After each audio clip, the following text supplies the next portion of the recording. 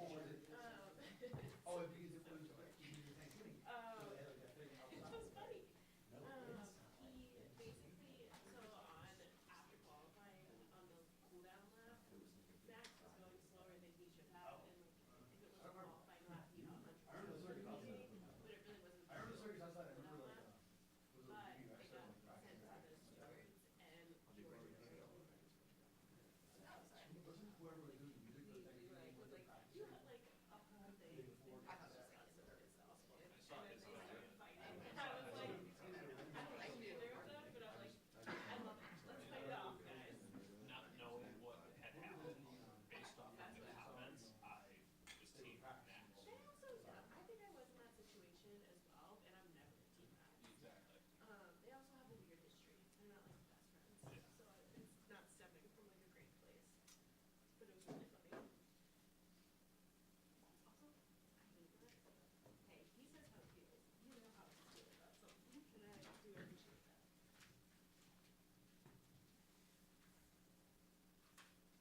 Hey, now you just do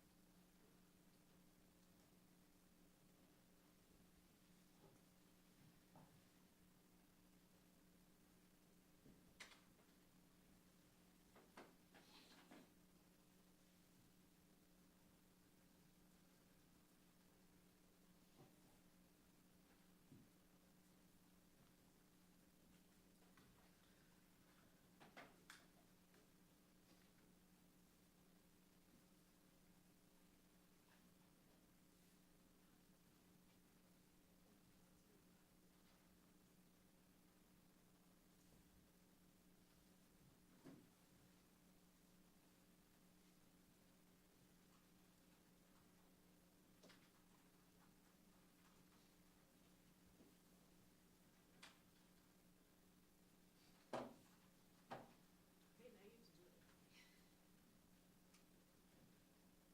Do you think he knows what it is? No. Nice. Saying what you're saying and typing it too. Bye.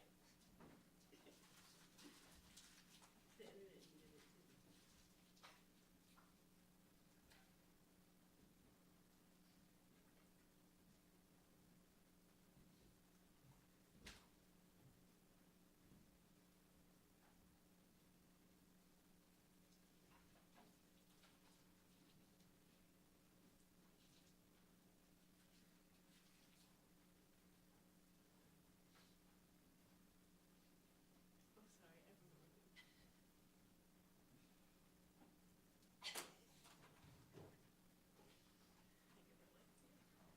sorry, everyone. I can relate to you. You see this ready for your stream?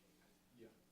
Did you see what he just posted? I have to go take it on because I can't even get my crew free for this trip. Oh, See this? we could buy those things. I You see this? completely forgot. Apparently you can.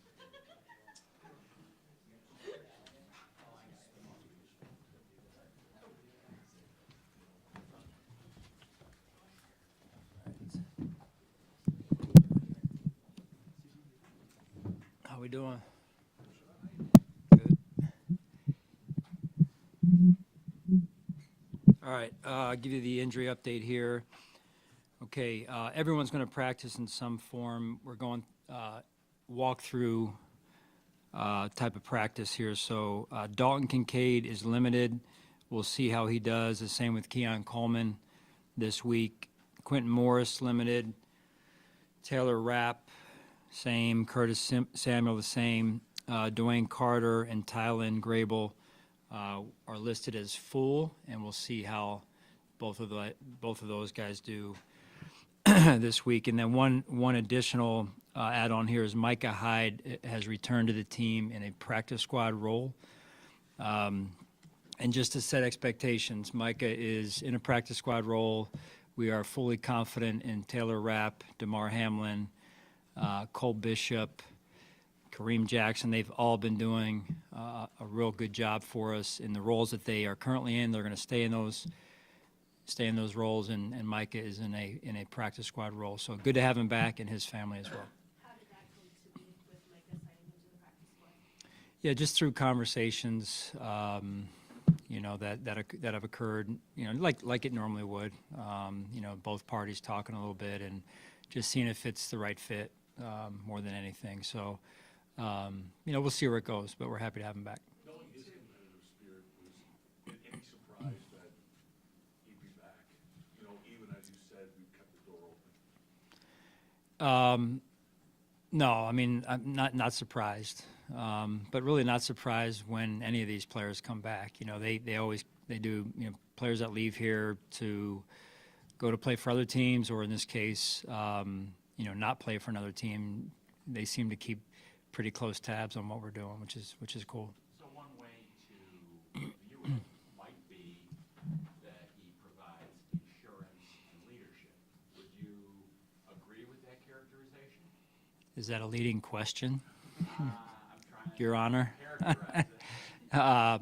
No, the leadership piece, for sure. You guys know Micah. I mean, I've said this when he was here playing. He could go down to the bank at the corner and be the president of the bank, just as easy as he could be the captain of the Buffalo Bills, right? So he just has a unique way about him from a leadership standpoint, to your point, of who he is as a person and his presence and the way he's very adaptable to people and to his surroundings. When you say that, you're trying to see if it's a fit. I mean, you know what he brings to a team and his experience. So what are you looking for? Just kind of trying to see, next steps. I say this respectfully, very little.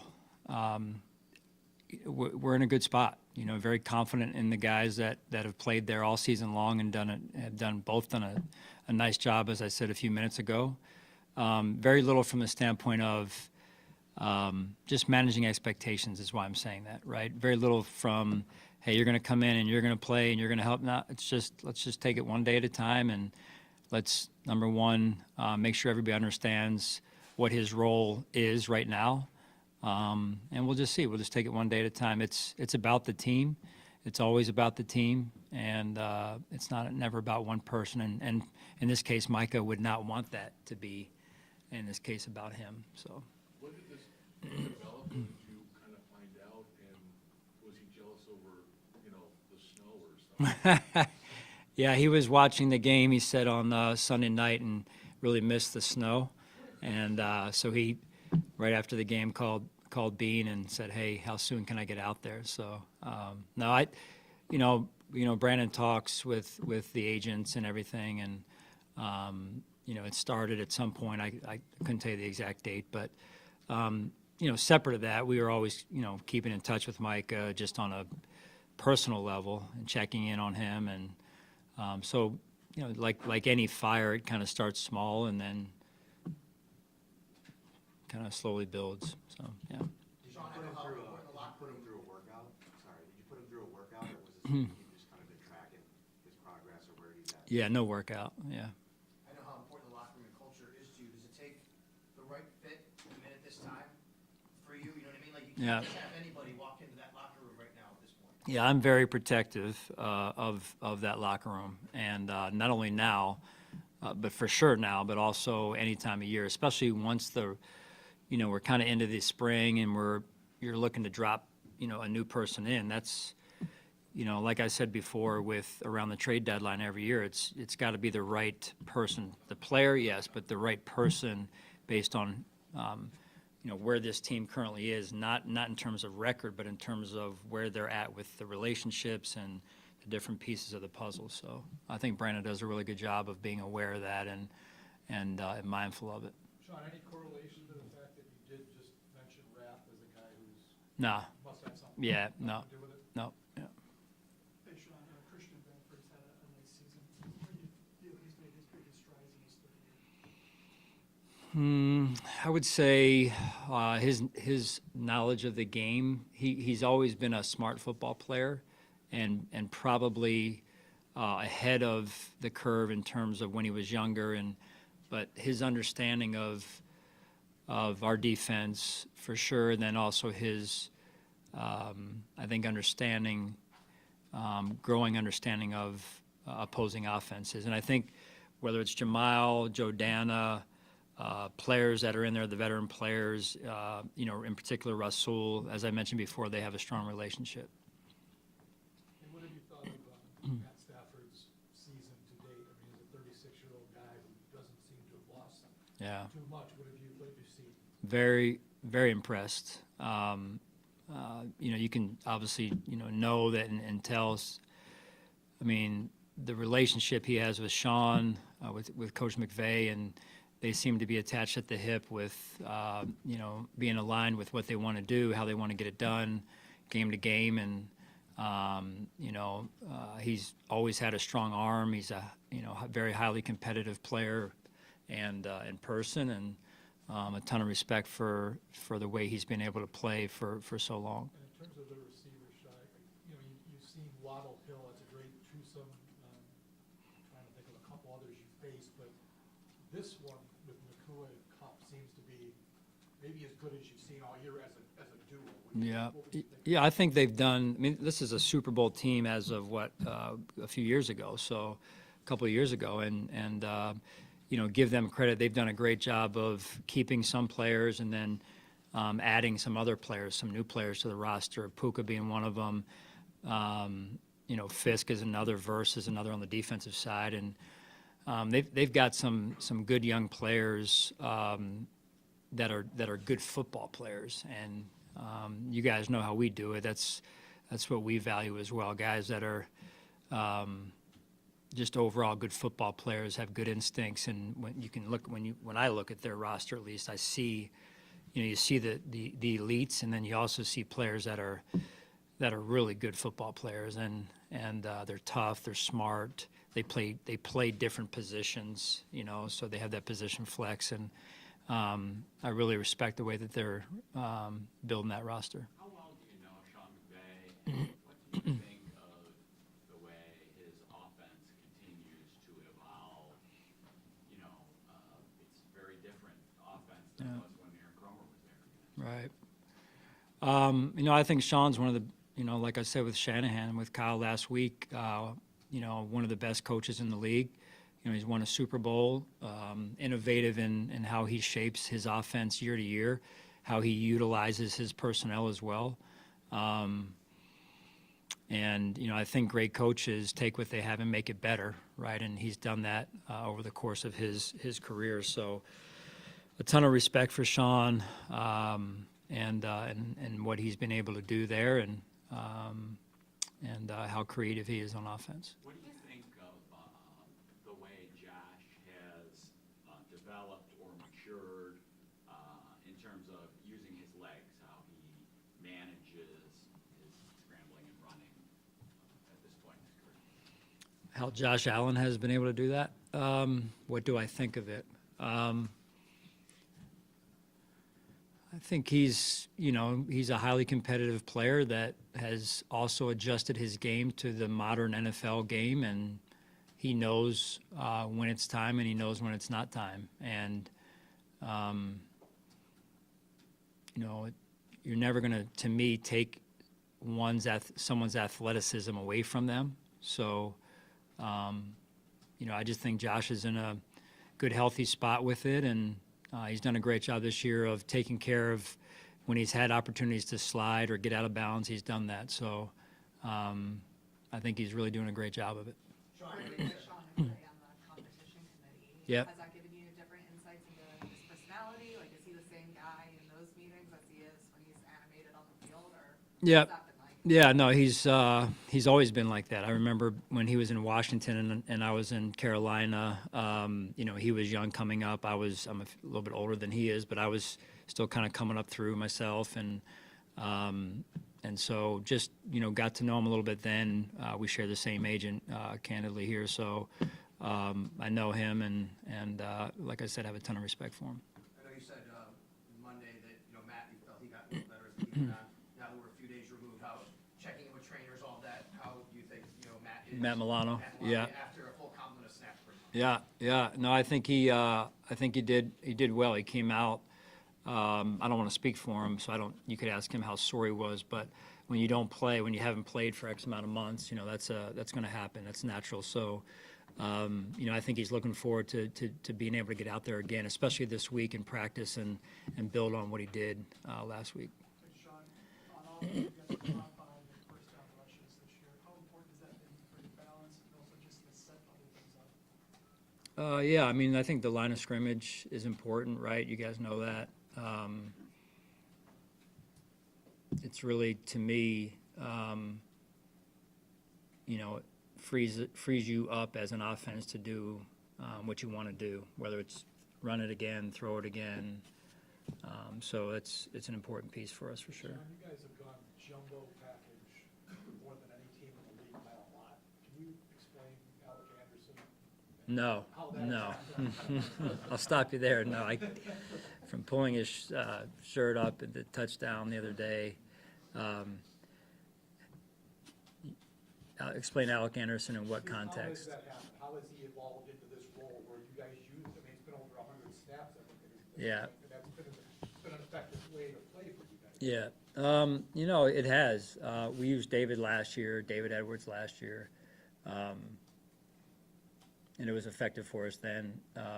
And I think Alex done a great job of stepping into that role, right? Here's a player who really hadn't played much many varsity snaps prior to the season, and to come in and be, really take advantage of the opportunity one, be given more opportunities and take advantage of those, and having a real good understanding of where he fits from a role in our offense, from a role standpoint. So,